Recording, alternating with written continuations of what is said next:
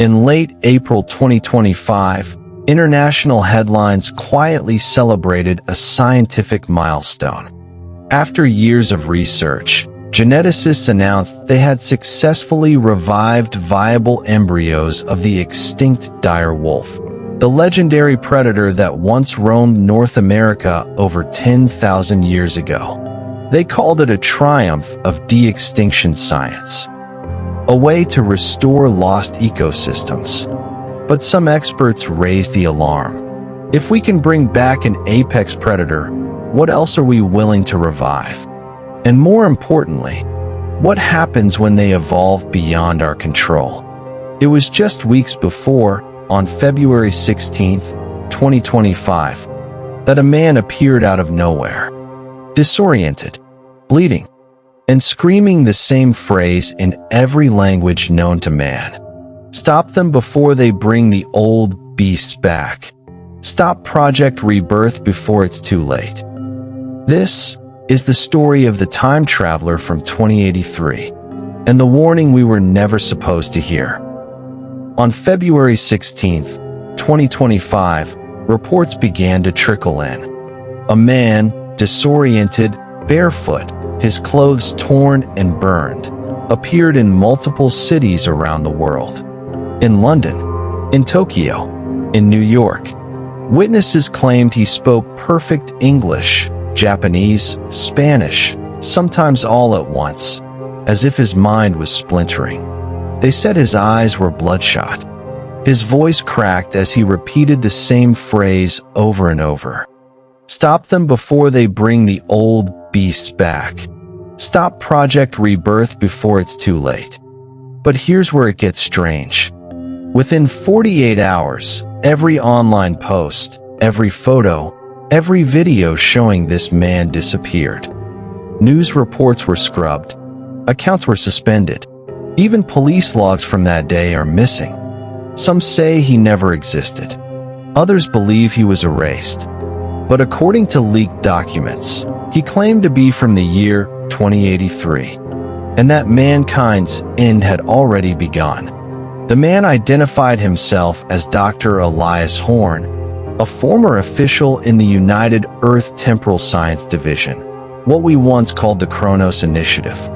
The time travel project was real, he said.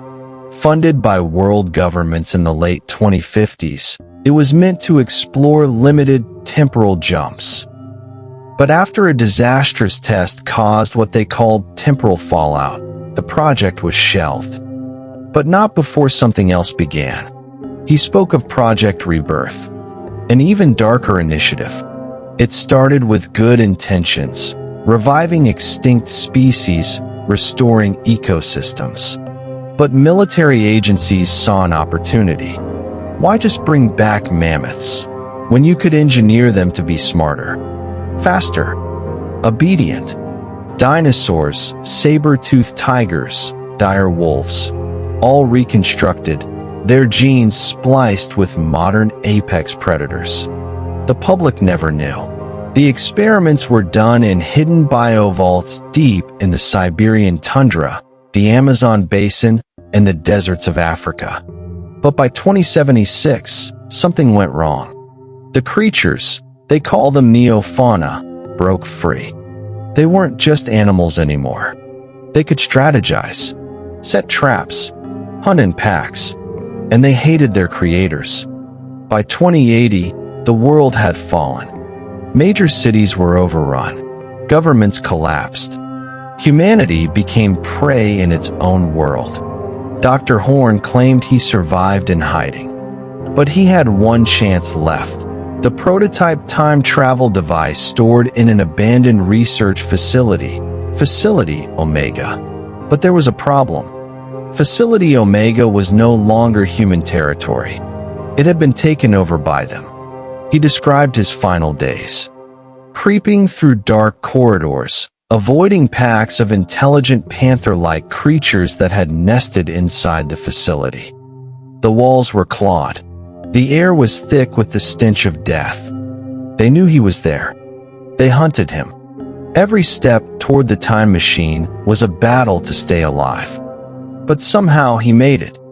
He activated the machine, and as the creatures broke through the last door, he jumped. Through time, through space. But something went wrong. He didn't land in one place. He landed in many. Like a glitch in reality, witnesses saw him in different cities on the same day. February 16th, 2025. Some say his body was unstable, phasing in and out, flickering like broken film. Others claimed he screamed about the hive minds forming and the fall of the last human stronghold. But then, silence. Global authorities swept in. The footage vanished. Witnesses were silenced. And any trace of Project Rebirth was buried. But here's the part no one can explain. On the very same day, February 16th, 2025, several biotech firms announced they had successfully recovered viable DNA samples from extinct species, and that they were beginning trials to bring them back. Just as Dr. Horn warned, his final message, repeated in every sighting, was chillingly simple. Stop Project Rebirth, or mankind falls by 2083. But no one listened. And now, if the timeline he described is true, we have already set the end in motion. If you like stories like this, dark, mysterious, and hidden from the world, make sure to subscribe to Wild Continuum, Unveiled. There are more secrets waiting to be uncovered.